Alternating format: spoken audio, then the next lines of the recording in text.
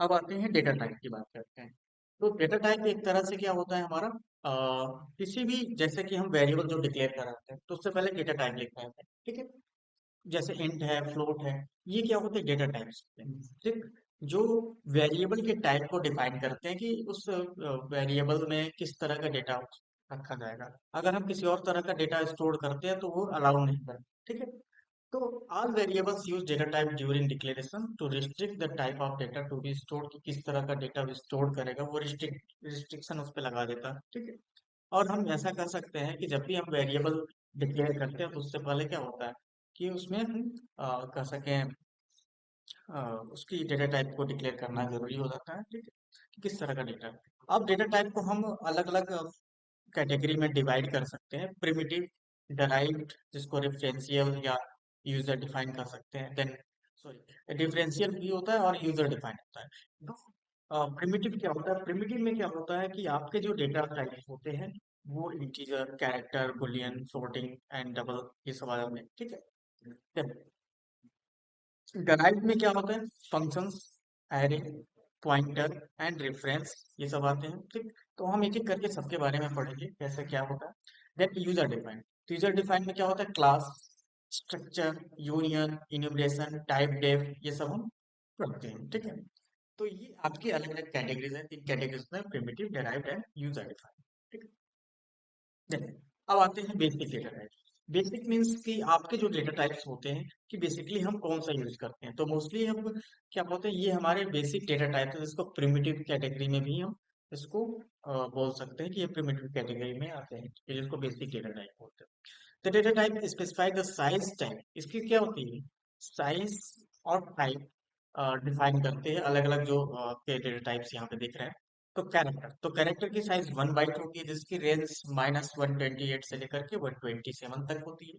Short की 2 bytes होती है, जिसकी -2 से लेकर के to the -2 the power of 15 तक होती है। फिर वही उसका रेंज फिर -1 होता है, वही चीज -1 हो जाता है, ये फिर -2 the power of 31 and then -1।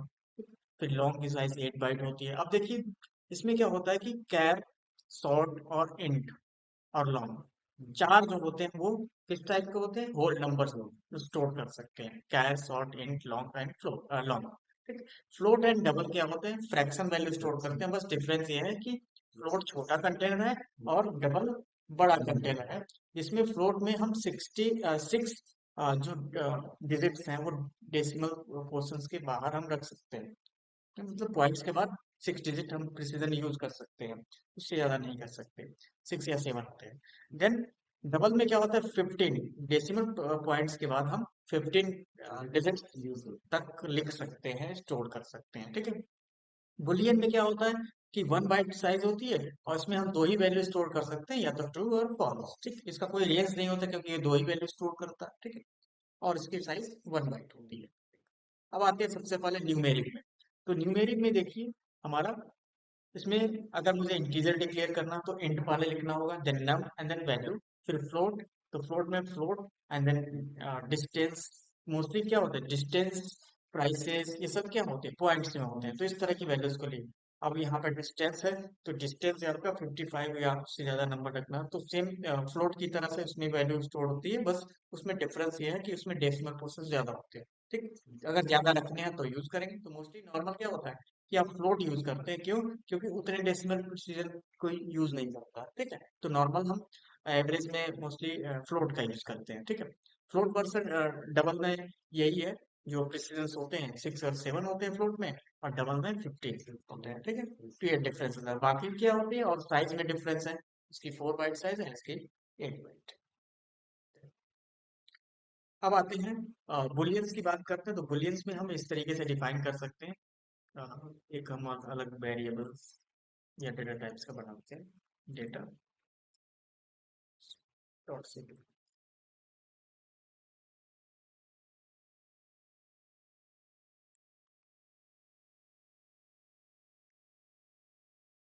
अब यहाँ पे मैं एक बुलियन वेरिएबल बना देता हूँ, ठीक। तो बुलियन वेरिएबल बनाने के लिए मुझे यहाँ पे लिखना होगा बोल, एंड देन मैंने लिख दिया यहाँ पे इस इवन, ठीक। और मैंने यहाँ पे लिख दिया ट्रू, ठीक है, क्लियर। तो ये क्या होता है, एक तरह से ये आपका बुलियन जिसमें ट्रू और फॉल्स वैल्यू हम स्टोर कर सकते हैं। तो ट्रू एक कीवर्ड वैल्यू है, रिजल्ट कीवर्ड भी बोला जाता है और ये वैल्यू भी है, बुलियन टाइप वैल्यू, ठीक है। एंड देन ये बुलियन आपका क्या है, एक रिजल्ट कीवर्ड है जो डेटा टाइप डिनोट करता है, डेटा टाइप का आपका। देन अब इसको मैं यहाँ पे आउटपुट डिफाइन करूँ कि अगर ट्रू है तो वो क्या वैल्यू दे सकता है मुझे, आउटपुट में क्या वैल्यू मुझे मिल सकता है। तो यहाँ पे जब हम डिफाइन करेंगे तो ये क्या प्रिंट करता है, one, because the true in C plus plus one. तो यहाँ पे आपका आउटपुट क्या मिलेगा, वन, ठीक। तो ट्रू हमेशा वन देता है, ठीक, प्रिंट्स वन।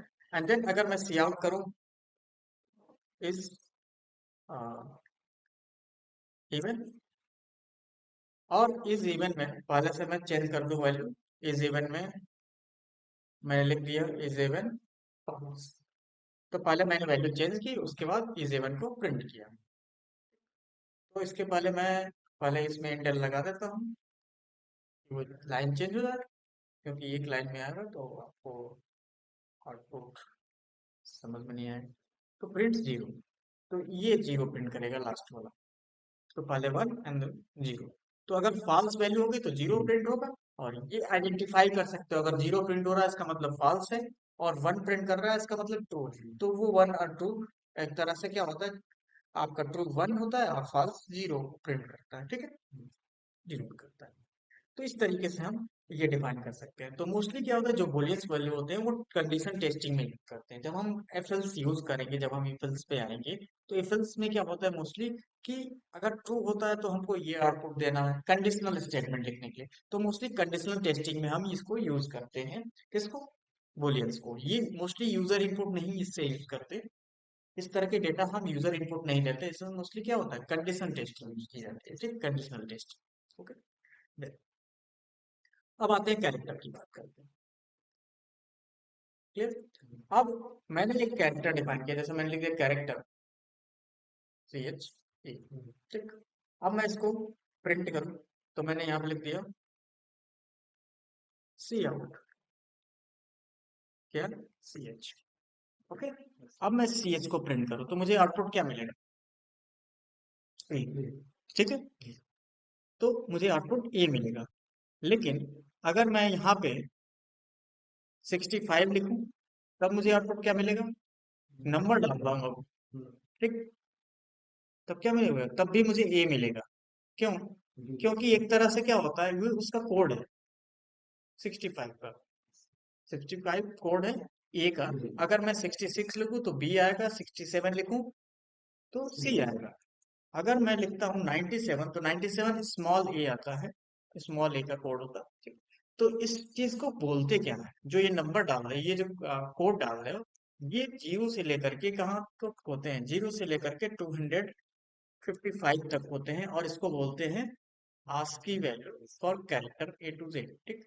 तो आस्की वैल्यू कह सकते हो, आस्की वैल्यू ए टू ये होते हैं।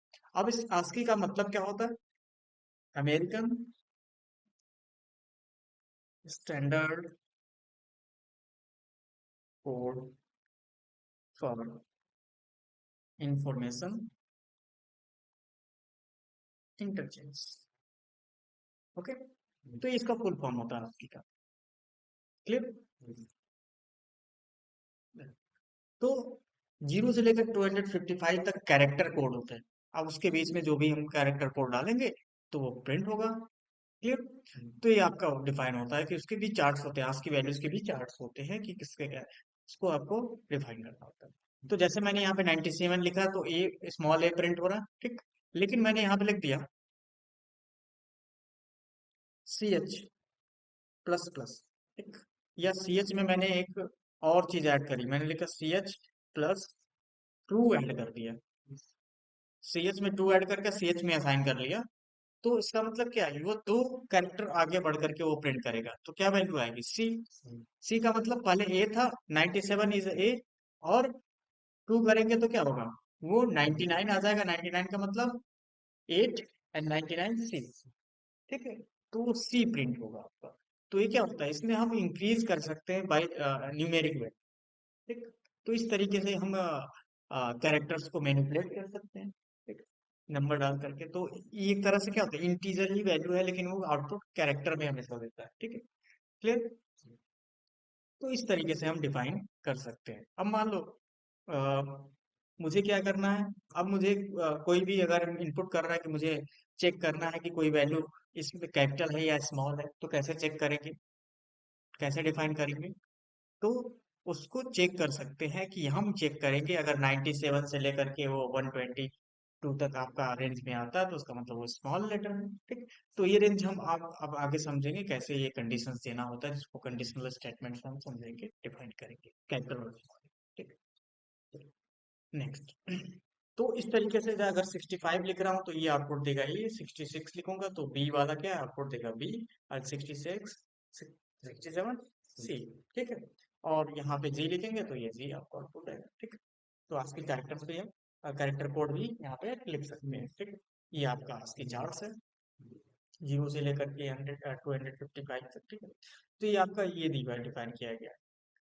तो यहाँ पे ए आप देखेंगे स्मॉल ए क्या है, 97। ठीक, 97।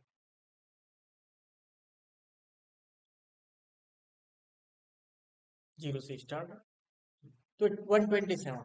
लेकिन आपका बाद में एक्सटेंड किया गया, एक्सटेंडेड टेबल। तो देखेंगे 128 लिखे तो 128 क्या प्रिंट करेगा, अगर मुझे ये प्रिंट करना है ये वाला ऐसे पैटर्न, तो 120 क्या है, 128 है ना, क्या है, 176 है। तो यहाँ पे अगर मैं लिखूँ 176, 176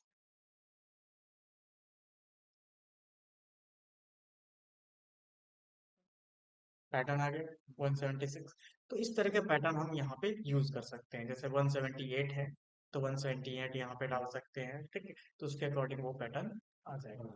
ठीक। जो वहाँ पे हमने लिस्ट में दिया हुआ। ठीक। ये पैटर्न ऐसे प्रिंट कर जाएगा। तो जो भी सिग्मा, जैसे मुझे ये सिग्मा सिंपल रहेगा तो 228 यहाँ पे डालूंगा, 228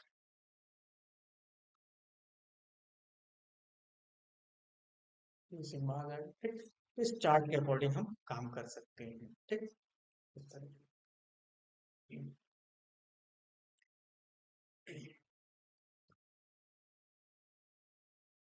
अब आते हैं स्ट्रिंग, टेक्सचुअल डेटा। ओके। तो टेक्सचुअल डेटा एक तरह से जो आपका स्ट्रिंग होता है डेटा टाइप, वो एक तरह से डिफरेंशियल कह सकते हैं या डराइव डेटा टाइप है। ठीक। ये ब्यूटिन नहीं, this is not a built in type, but is behave like one of the most basic uses कर सके, ये बेसिक टाइप को डिफाइन करता है। और इसका जो डेटा होता है वो डबल कोटेशन के अंदर रखा रहता है। ठीक। अब मैं कहूँ कि इसको डिफाइन करने के लिए मुझे क्या होता है, हेलो, यहाँ पे तरह से डबल कोटेशन के अंदर मैंने लिखा हेलो। तो यहाँ पे कोई भी मैसेज होता है तो वो किसके अंदर डिफाइन कर सकते हैं, कोई भी नेम हो तो हम ऐसे लिख सकते हैं। तो टेक्सचुअल डेटा दो तरीके से लिख सकते हैं, जैसे मैंने लिख दिया यहाँ पे सी, यहाँ पे मैंने लिखा पहले स्ट्रिंग, स्ट्रिंग लिखा, और मैंने लिखा नेम, और यहाँ पे लिख दिया आकाश,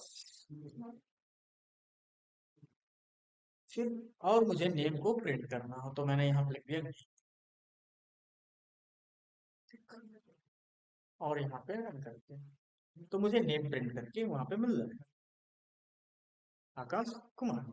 पहला तरीका है कि टेक्सचुअल डेटा अगर हम चाहें तो इसमें भी प्रिंट कर सकते हैं। ठीक। फिर दूसरा तरीका है कि मुझे अगर टेक्सचुअल डेटा वैसे प्रिंट करना है कैर का यूज करके, तो कैर के यूज करके कैसे हम कोई मल्टीपल कैरेक्टर स्टोर कर सकते हैं, तो कैरेक्टर एरे होता है। ठीक। जैसे मैंने लिख दिया यहाँ पे नेम, और यहाँ पे एरे डिफाइन करना होता है। ठीक है। तो एरे हम आगे पढ़ेंगे कैसे वो डिफाइन करते हैं, तो इसमें मल्टीपल एरे का मतलब मल्टीपल वैल्यूज स्टोर कर सकते हैं। ठीक है। अब मैं इसको प्रिंट कर सकता हूँ तो मैं यहाँ पे लिखूंगा अ, यहाँ पे अब इसका नाम चेंज कर दो क्योंकि सेम नेम से वेरिएबल नहीं बना सकते हम, तो ये नेम टू लिख देते हैं, नहीं देते।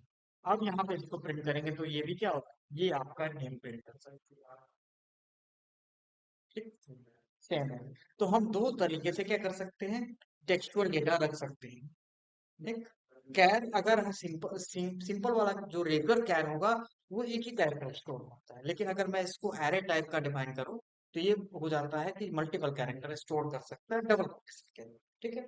तो ये स्ट्रिंग की तरह से काम करता है, ये हमारा स्ट्रिंग की तरह से काम करेगा। और ये स्ट्रिंग डेटा टाइप अलग से होता है जो रेफरेंशियल होता है, ये प्रिमिटिव का यूज करता है, ठीक है। और ये हमारा डराइव डेटा टाइप है, प्रोटीन नहीं है, ठीक है। जिसमें बहुत सारे फीचर्स होते हैं। अब इसको फीचर्स को कैसे हम अप्लाई करते हैं, जैसे कि मुझे अगर उसको मैनिपुलेट करना, उसको स्ट्रिंग को कॉपी करना, उसको रिप्लेस करना, बहुत सारी चीजें इसमें डिफाइन करनी है। तो उसके लिए क्या होता है, एक स्ट्रिंग हेडर फाइल होती है जो हम इसको यूज कर सकते हैं, जिसको लाइब्रेरी बोलते हैं, स्ट्रिंग लाइब्रेरी होती है। तो इस स्ट्रिंग लाइब्रेरी का यूज करके उसको मैनिपुलेट हम कर सकते हैं, ठीक है।